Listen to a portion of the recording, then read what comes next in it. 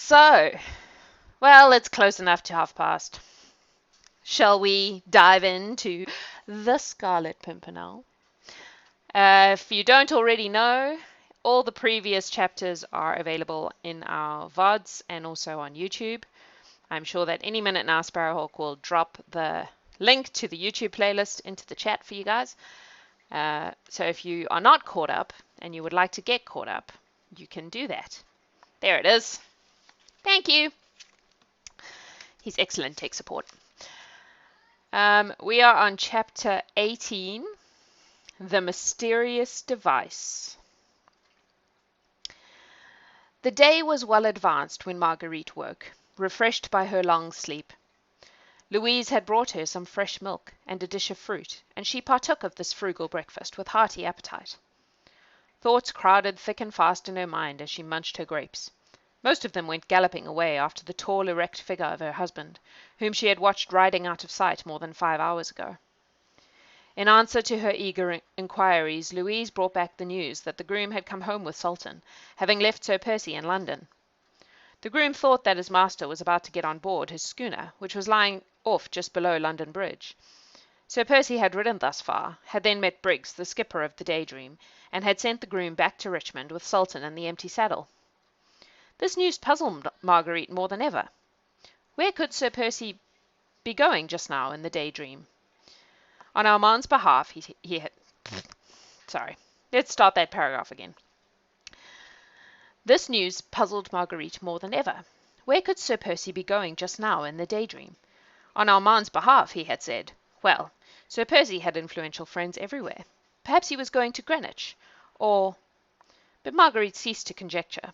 All would be explained anon. He said that he would come back, and that he would remember. A long, idle day lay before Marguerite.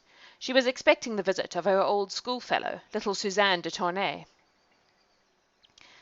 With all the merry mischief at her command, she had tendered her request for Suzanne's company to the Comtesse in the presence of the Prince of Wales last night. His Royal Highness had loudly applauded the notion, and declared that he would give himself the pleasure of calling on the two ladies in the course of the afternoon.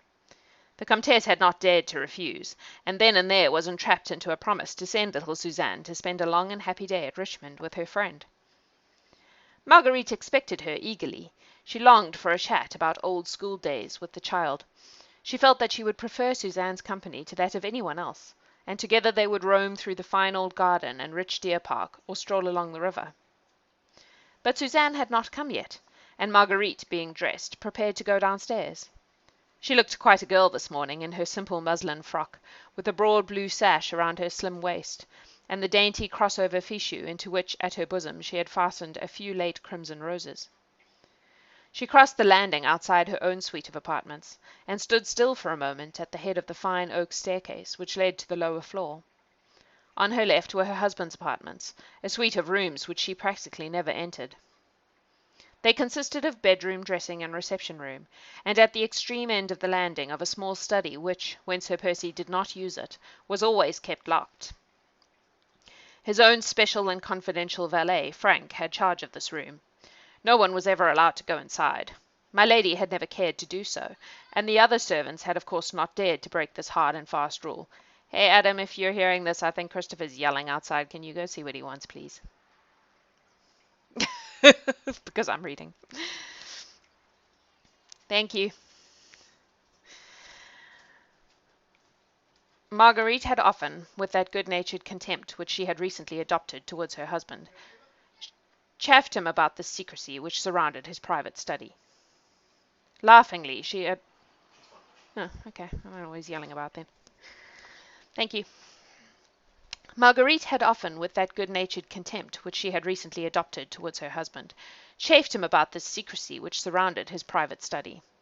Laughingly, she had always declared that he strictly excluded all prying eyes from his sanctum, for fear they should detect how very little study went on within its 4 walls.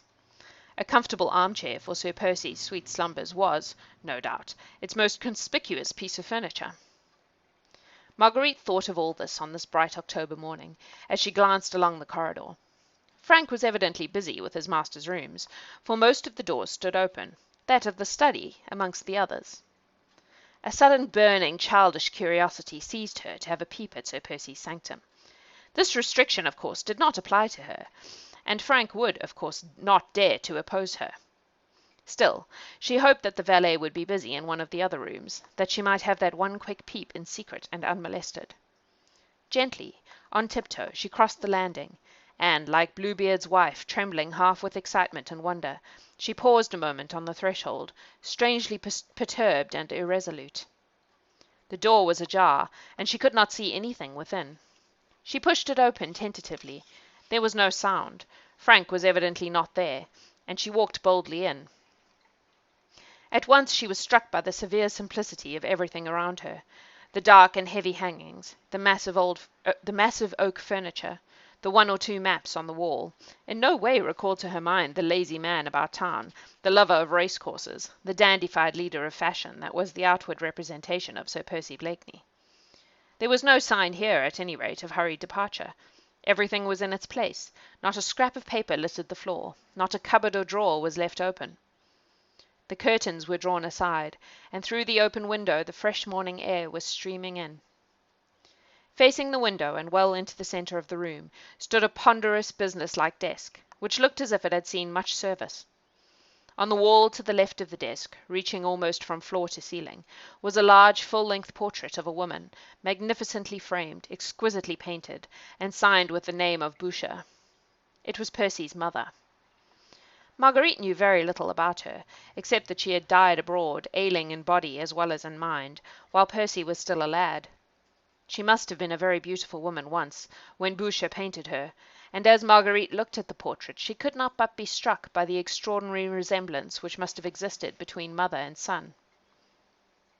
There was the same low, square forehead, crowned with thick fair hair, smooth and heavy. The same deep-set, somewhat lazy blue eyes beneath firmly marked straight brows, and in those eyes there was the same intensity behind that apparent laziness, the same latent passion which used to light up Percy's face in the olden days before his marriage, and which Marguerite had again noted last night at dawn, when she had come quite close to him, and had allowed a note of tenderness to creep into her voice. Marguerite studied the portrait, for it interested her. After that she turned and looked again at the ponderous desk. It was covered with a mass of papers, all neatly tied and docketed, which looked like accounts and receipts arrayed with perfect method. It had never before struck Marguerite, nor had she, alas, found it worth while to inquire as to how Sir Percy, whom all the world had credited with a total lack of brains, administered the vast fortune which his father had left him. Since she had entered this neat, orderly room, she had been taken so much by surprise that this obvious proof of her husband's strong business capacities did not cause her more than a passing thought of wonder. But it also strengthened her in the now certain knowledge that, with his worldly inanities, his foppish ways and foolish talk, he was not only wearing a mask, but was playing a deliberate and studied part. Marguerite wondered again. Why should he take all this trouble? Why should he, who was obviously a serious, earnest man, wish to appear before his fellow men as an empty-headed nincompoop?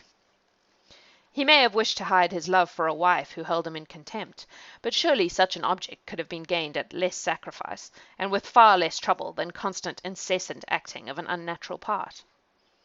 She looked around her quite aimlessly now. She was horribly puzzled, and a nameless dread before all this strange, unaccountable mystery had begun to seize upon her. She felt cold and uncomfortable suddenly in this severe and dark room. There were no pictures on the wall, save the fine Boucher portrait, only a couple of maps, both of parts of France, one of the north coast and the other of the environs of Paris. What did Sir Percy want with those, she wondered. Her head began to ache. She turned away from the strange Bluebeard's chamber which she had entered, and which she did not understand. She did not wish Frank to find her here, and with a last look around she once more turned to the door. As she did so, her foot knocked against a small object which had apparently been lying close to the desk, on the carpet, and which now went rolling right across the room. She stooped to pick it up.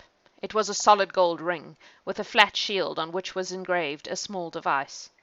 Marguerite turned it over in her fingers and then studied the engraving on the shield.